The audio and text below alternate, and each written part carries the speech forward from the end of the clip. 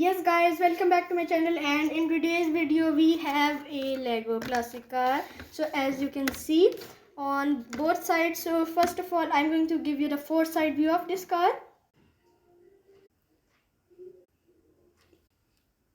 So I think you saw greatly this car in the four side view. So first of all that I want to talk about this car is I copied all of the things in the actual, like I built it by my own. I wanted the same designs. I did something change. I made a lot of changes, but the basic in building your thing change is to use different parts. So as you can see, I have built this with the normal headlights, grill pieces, normal tires with some designs, normal roof.